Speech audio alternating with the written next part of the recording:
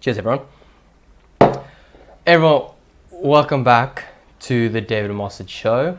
In this episode, we will be talking about how I deal with my anxiety. This is a bit more of a personal episode, but I feel like this is something that I need to talk about just because many people, and I know this for a fact, from my generation suffer with anxiety. I mean, there's a reason that doctors call it the plague of my generation. So, before we get into today's video, I need to ask you guys a small favor to please like this video, click the like button on this video, and also click the subscribe button because I'm trying to increase my subscriber count. And also like this video because apparently it helps the YouTube algorithm. But without further delay, let's get into today's video. So first I'm going to talk about how my anxiety came to, well, explain a bit of how anxiety works and then how it came into play in my life, like how I started realizing I'm struggling with anxiety, and then what I do to deal with it. So there's primarily two forms of anxiety. The first one is more of a medical thing that comes through medical disease or whatever, but usually what happens is there's an imbalance in the brain. So there's a few parts of the brain which deal with your moods and your emotions, but the main one that deals with your moods is the amygdala. So this one is responsible for your moods, like I just said, primarily. And just like any other part of the brain, the amygdala is made up of many neurons which send information between one another, like a communication system.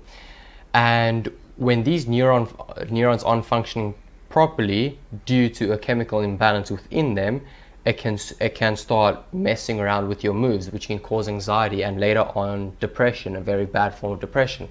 The second type of anxiety is more of a self-imposed one, which is the one I have, which is more you put way too much pressure on yourself. Maybe there's a lot of pressure from your friends, from your family, from your work.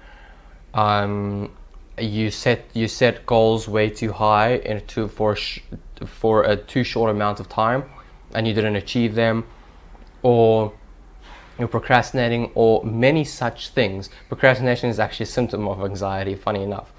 So the self-imposed one is what I think most of my generation struggle with. I know there are many who struggle with an actual chemical imbalance, which is more of a medical condition, and for that, I mean, you can try do what I do, but I'm not saying it'll work for that because a medical condition, I'm in no form whatsoever a medical professional. I mean, I'm a financial advisor, for Pete's sakes. What do I know about medicine?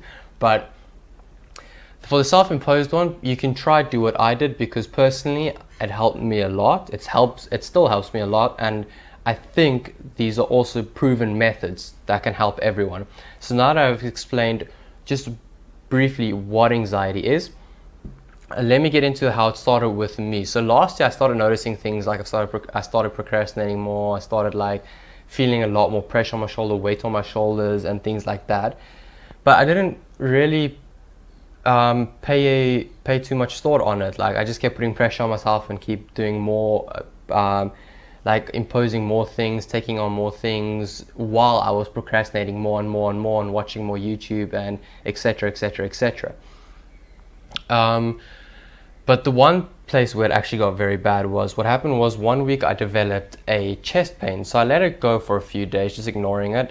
But one evening got so bad I started getting scared, thinking it was my heart. So I went to an emergency room just to check it out. So the doctor told me it's fine, it's not your heart, it's either an infection.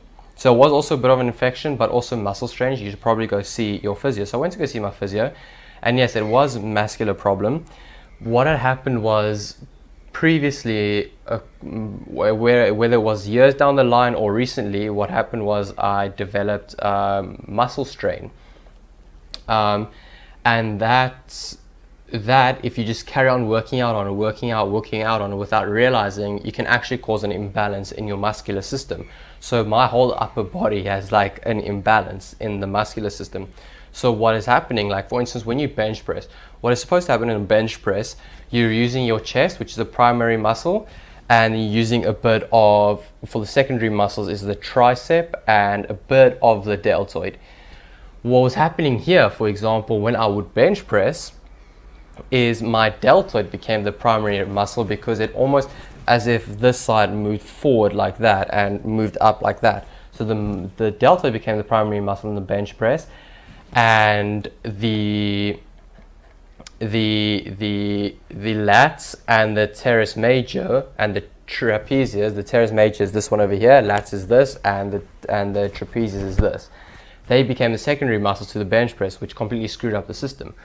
So that had caused the chest pain, and then as it got, this chest pain just carried on and on and on because of this imbalance, because it took a while to heal.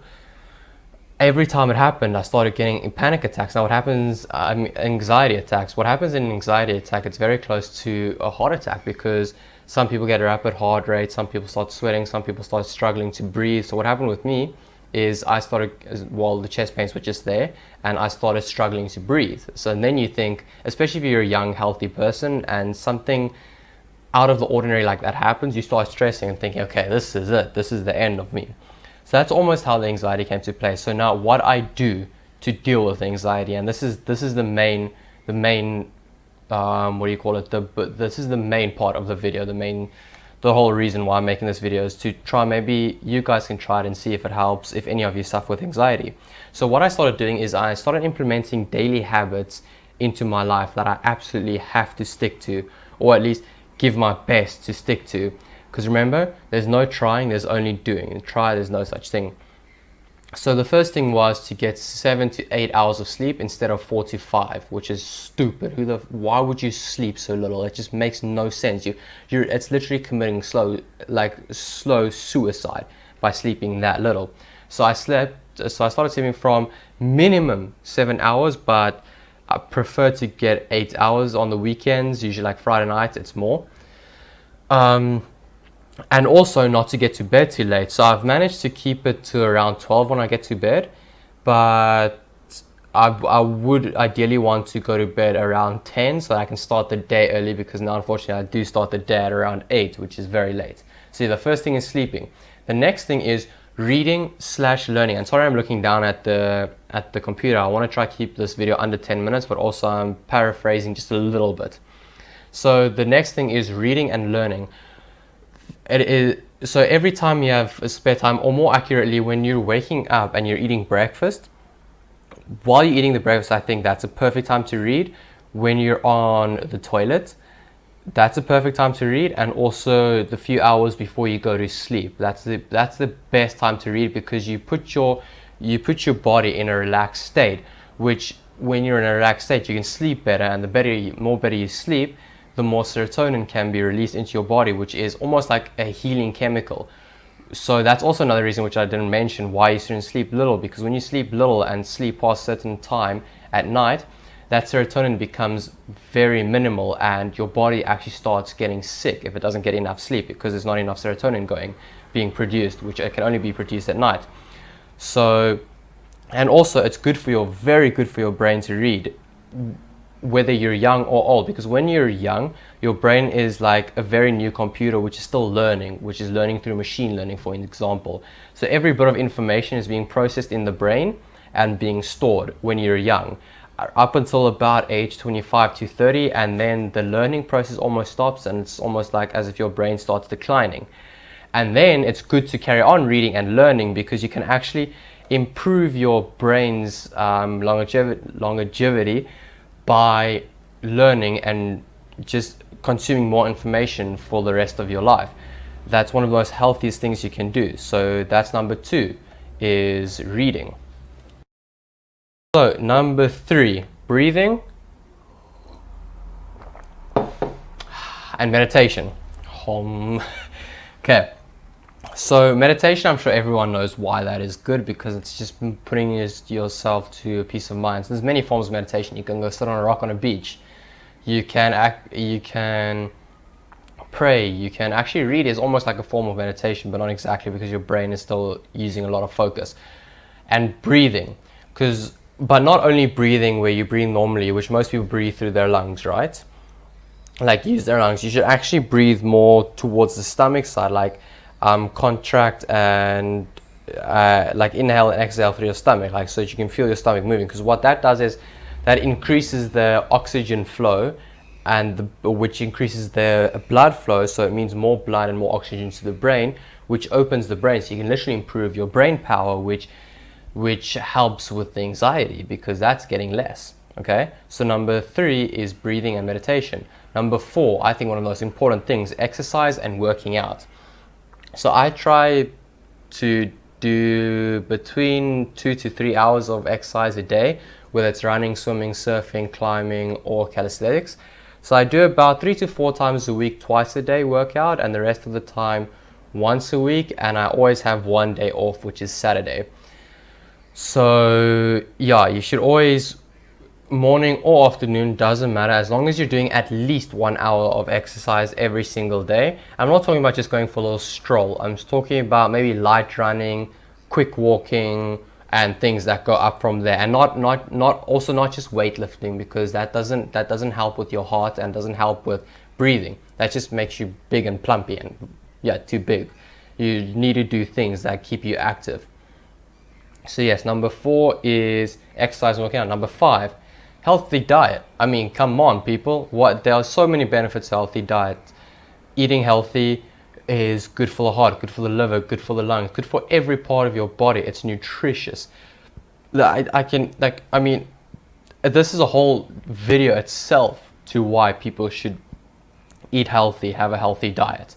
So yes, number 5 is healthy diet.